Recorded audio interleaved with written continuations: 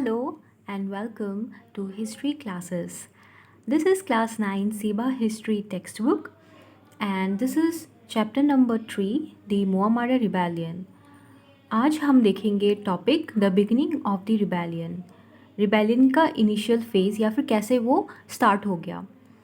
तो पहले के चैप्टर्स में अगर पहले के लेसन्स आप लोगों ने देखे हैं तो उसमें से हमें पता चलता है दैट मुअम्मर रिबेलियन एक दिन का रिबेलियन नहीं था, वो सडन इवेंट नहीं था। It was a result of long standing operation by Ahom state machinery.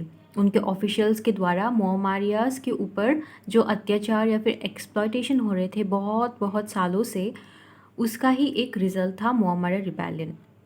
Okay और ये अत्याचार और बढ़ गया जब कीर्ति चंद्र बोरबरुआ के द्वारा जब वो आहूम ऑफिशियल बने। तो कीर्ति चंद्र बोरबरुआ को बोला जाता है that he was only concerned with himself and his interest and therefore he was outwardly बहुत बहुत ज़्यादा ह्यूमिलिएटिंग थे टूवर्ड्स द मुअम्मारियाज़ और उनके साथ अत्याचार करने में या फिर उनको इंसल्ट करने में ज़रा भी पीछे नहीं हटते थे। और कीर्ति चंद्र बोरबरुआ की ऐसे बिहेवियर की ही वजह से है बोला जाता है कि मुअम्मारियाज़ वेर फोर्स्ड कि वो लोग अभी रिबेलियन में कूद जाएं। ओके सो कीर्ति चंद्र को इतना why was he so much against the Moamorias. एक तो था कि कीर्ति चंद्र बोरबरुआ जो थे वो दिहिंग सत्र से रिलेटेड थे। सो उनके मन में बहुत नफ़रत थी मायामारा सत्र के ख़िलाफ़। सो जब भी उनको मौका मिलता था वो मायामारा सत्र के महंत या फिर डिसाइपल्स को ह्यूमिलिएट करना या फिर इंसल्ट करने का मौका कभी नहीं छोड़ते थे। कीर्ति चंद्र बोरबरुआ की बात कर रही हूँ। ओके सो एक इंसिडेंट होता है जब स्वर्गदेव लक्ष्मी सिंघा या फिर आहूम किंग लक्ष्मी सिंघा और कीर्ति चंद्र बोरबरुआ वो लोग नाव से जा रहे थे।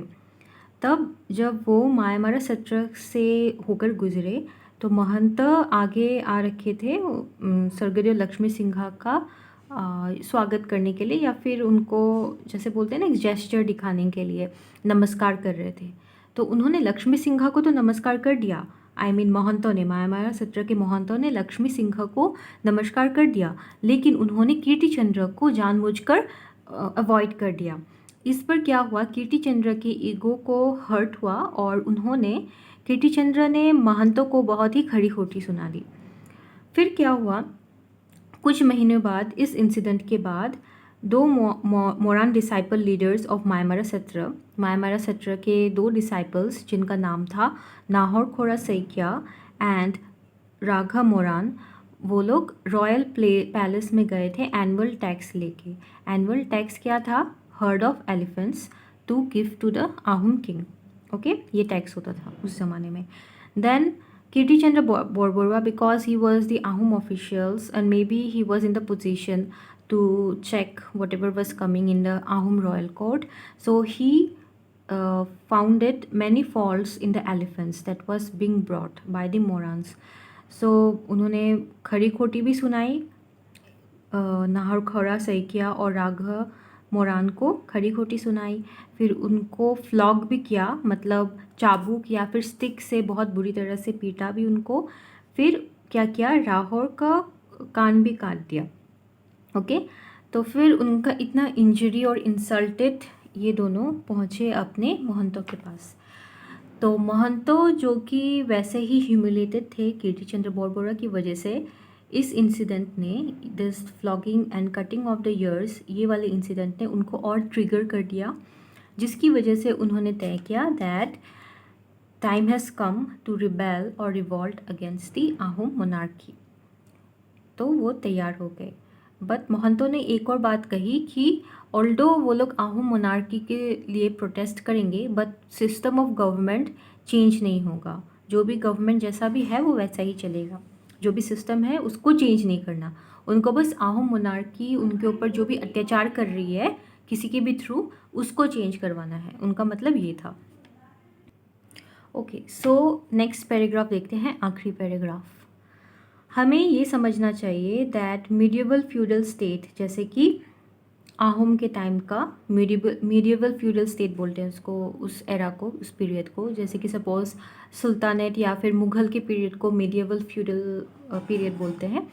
तो उस टाइम पे क्या होता है, रिबेलियंस और रिवॉल्ट्स बहुत ही आम बात थी। इट वाज नथिंग न्यू कि आहूम या फिर मोआमरिया रिबेलियन ही एक रिबेलियन है हिस्ट्री में आहूम के खिलाफ, ऐसा नहीं है। दुनिया भर में ऐसे रिबेलियंस किंग के खिलाफ होते ही रहते हैं और अपराइजिंग्स होते ही रहते हैं। Okay, so it is not unnatural, कोई नई बात नहीं है इसमें। एंड लेकिन क्या है, आहूम मोनार्की में जब तक बहुत ही पावरफुल और स्ट्रॉन्ग रूलर्स थे, जैसे कि प्रताप सिंघा, गदाधर सिंघा और रुद्र सिंघा। ये क्वेश्चन भी आ सकता है कि नेम सम पावरफुल आहूम मोनार्की और आहूम किंग्स। सो आप लोग लिख सकते हो प्रताप सिंघा, गदाधर सिंघा और रुद्र सिंघा। सो इनके टाइम पे क्या था, इनका रुतबा इतना था दैट ऑल्दो सब्जेक्ट्स या फिर सिटीजन्स को इनके खिलाफ बहुत सारे ग्रीवांसेस थे, they did not rise in revolt against them. But Rudra Singh के बाद से क्या हुआ, आहूम मोनार्की का जो पोजीशन है वो थोड़ा सा कमज़ोर पड़ गया, जिसकी वजह से सब्जेक्ट्स या फिर सिटीजन्स को चांस मिला आहूम मोनार्की के खिलाफ रिबेलियन या रिवॉल्ट करने का। ओके, एंड उसी से ही स्टार्ट हुआ आहूम पावर का डिक्लाइन होना, धीरे धीरे कमज़ोर पड़ते जाना।